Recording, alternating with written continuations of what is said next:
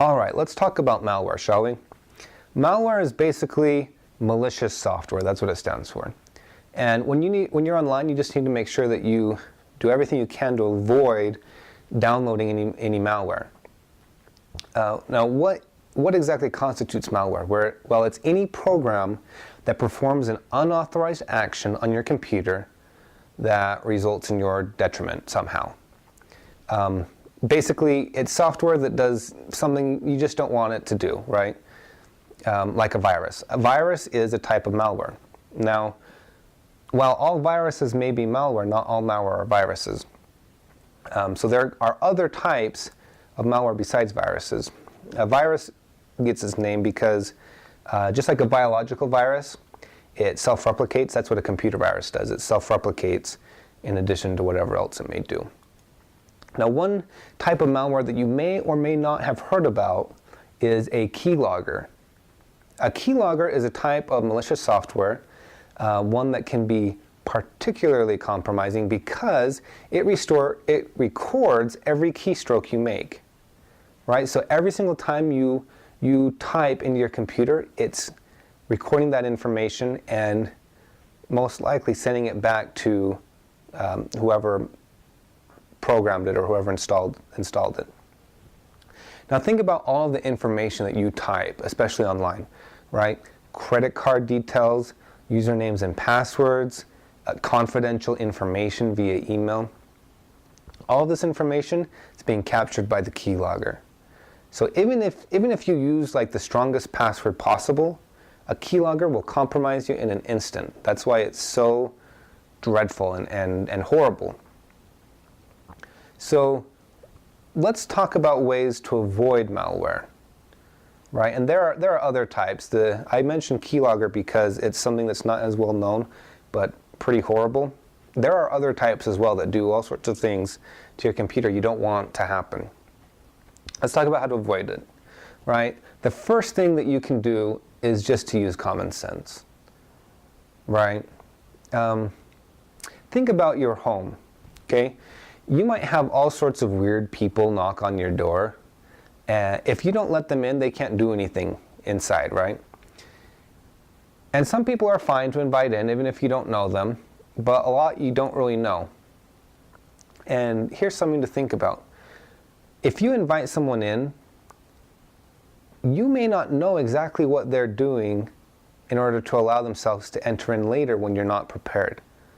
They may open a window a little bit or unlock the back door or something. You don't know.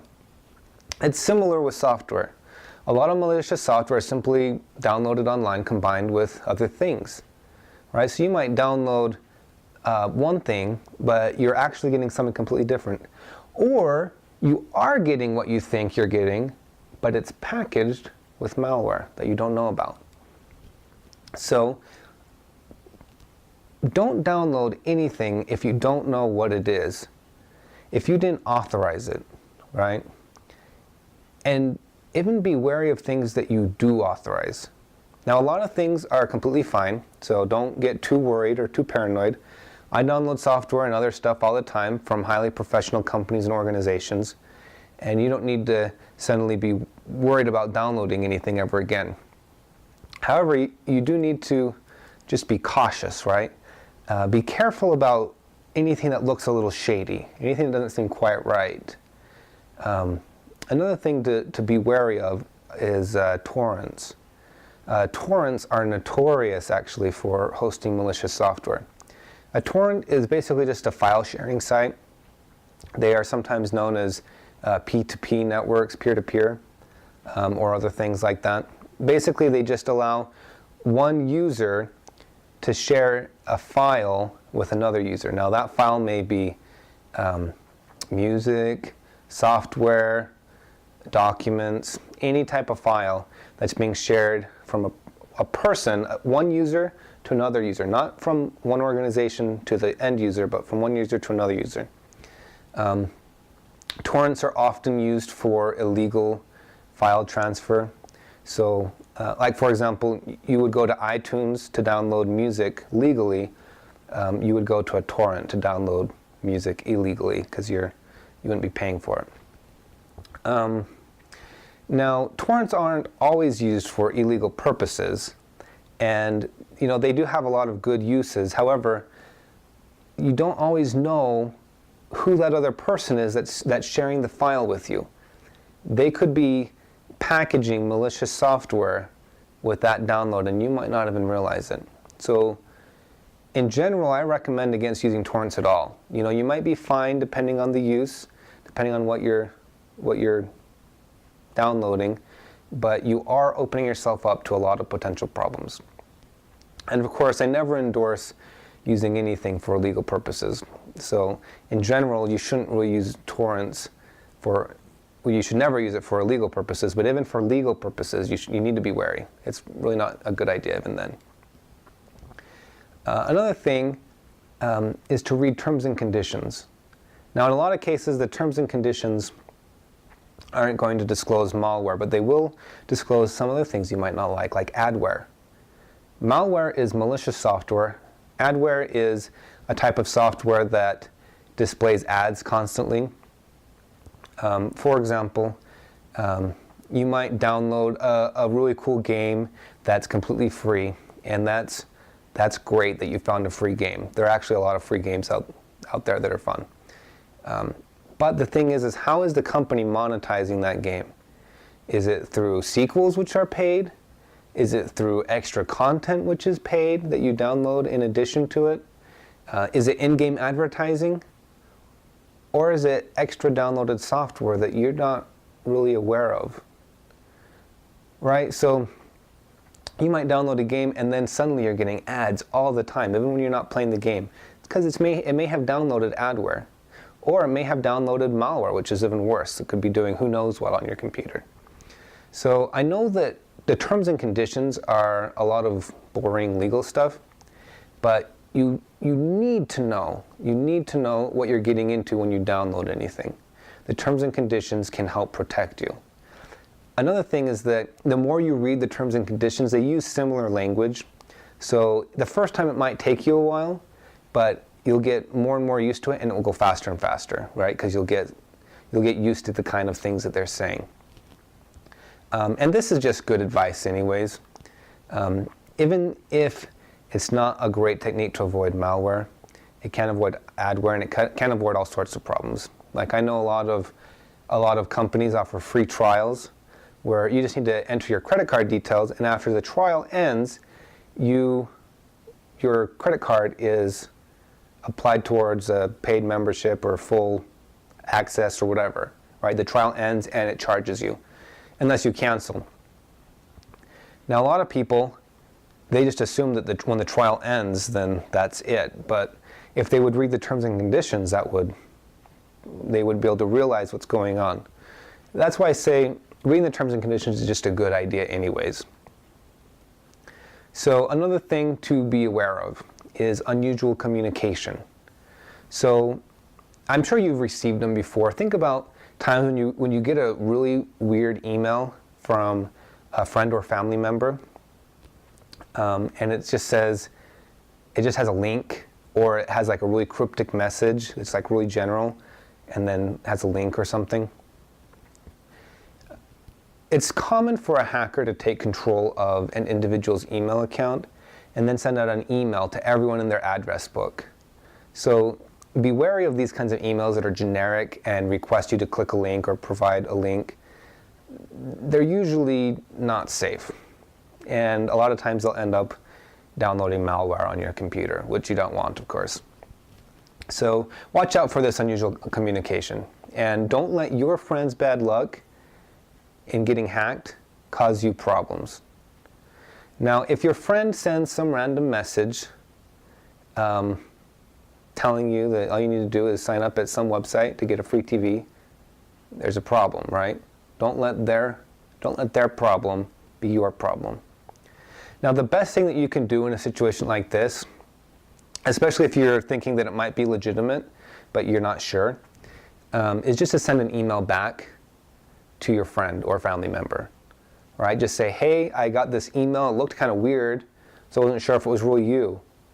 And what they'll probably do is email you back and say, what message? And then you can tell them that they've been hacked, which is always fun.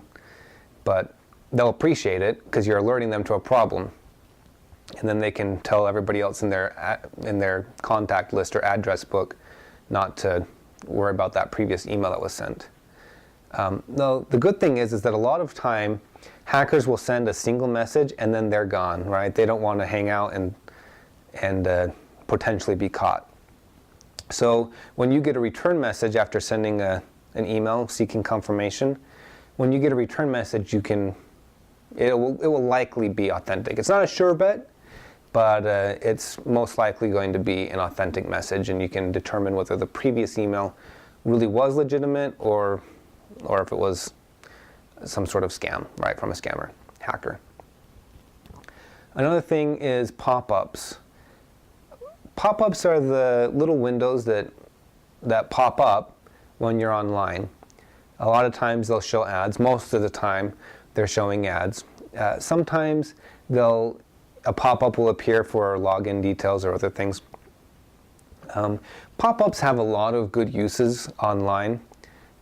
They also have a lot of annoying uses because it's forcing your attention onto something that you may not necessarily want to focus on. But what is really horrible is when pop-ups are used to direct someone to a site that's going to download malicious software. For example, I've seen pop-ups that say, your computer is infected with a virus. You need to click here right now in order to download software that will eliminate it. Your web browser is never going to figure out whether you have a virus, because that is usually unrelated to your browser. So your browser is never going to just send you a random pop-up message that says you need to download this computer security software to eliminate the virus on your computer. What's most likely is going to happen is if you click that, it's going to download not software that will remove viruses, but it's going to download some sort of malware or something you don't want on there. Now, one thing that a browser may do is it may ask you to update your browser, and that's good. Every time it tells you to do that, you really should be doing it, because updates, they usually increase the stability of the browser, so it will work smoother and better online, but it will also patch any security holes that have been discovered. One of the things that browsers may alert you to is if you're using any add-ons or plugins. Add-ons and plugins were implemented a number of years ago so that every browser didn't need to have every single feature out there, because then the browser would just be a huge file. It was taking up too much space. So instead, you can just download the add-ins or the plugins that add the feature that you want into the browser. Now, in some cases, these individual plugins may eventually be vulnerable to security holes which were not realized when they were first released. And in this case, the computer browser, the web browser, may alert you to this and ask you to download an updated version of the plugin or add-in. And in a few cases, they'll actually disable the plugin or add-in until you download an update. But that would be about the only case that a browser would alert you to something. All other pop-ups alerting you to supposed issues are most likely not really issues at all. Similarly, if you go to a website and a pop-up shows up that says you're the millionth visitor on the website and they're going to give you a free prize, that doesn't make sense either. Website owners, they're happy when they get 1 million visitors, but they're not going to give that millionth visitor some sort of prize, even if they could somehow alert them to that, right? So that's just what it is something that's deceptive, right? So be wary of pop-ups, especially ones that don't quite seem right? And especially ones that just seem too good to be true, right? You've heard, your mom probably told you, your uncle probably told you, if it seems too good to be true, it probably is. And that is a true statement. That's just life. On a rare occasion, maybe something just seems too good to be true, and it actually is true, but generally No, you need to be wary of anything that seems too good to be true. Now, don't be paranoid, right? The internet is full of awesome stuff, and it's a great place. But just be smart when you're online. One other thing that you need to be careful of when concerning malware is when you let other people use your computer, right? Be wary of letting anyone use your computer to do anything, especially if you don't understand what it is. This includes friends and relatives. Now, it's sad, but you simply can't trust certain people that you should be able to. But it's also true for people that you don't know as well, especially true for them. For example, tech support personnel, sometimes you need tech support to fix something on your computer or fix something with a program.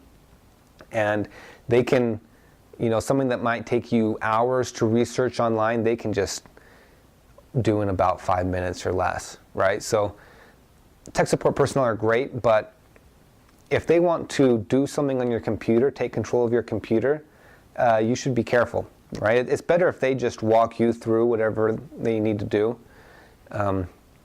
even if it's going to take a little bit longer. Because if they take control of your computer, and there are programs that you can download that will do this, and in some cases it's helpful. But if you don't know what the other person is doing, then it's also a little dangerous, right? Now, sometimes it's necessary. So if it is necessary, just make sure that you find out what their name is. Write that down. Write down their name, the time, and exactly what they're doing. Even if you don't know what that means, right? They tell you what they're doing, you don't know what it means, write it down anyways, right? Malicious tech support personnel are not going to mess around with someone who is asking too many questions. That's just standard criminal behavior. First and foremost, people with malicious intent don't want to be caught because they know that what they're doing is wrong, or at least against the law, and they don't want to get caught and suffer the consequences of what they're doing. So even if you don't know what they're doing, even if you have to let them take control of your computer, or even if they walk you through something that you have no idea what's going on, if you're asking a lot of questions, they're likely to just back off from any ill intent that they have, right? They don't want the risk of someone catching on to them. Now, be cautious, but don't be rude, right? Most tech support people, they're just doing their job. They're helping you because helping you helps them. It pays them. That's how they feed their families. And probably less than 1% of all tech support personnel are going to have any sort of malicious intent. So you don't need to be rude about it. Just be cautious and be safe.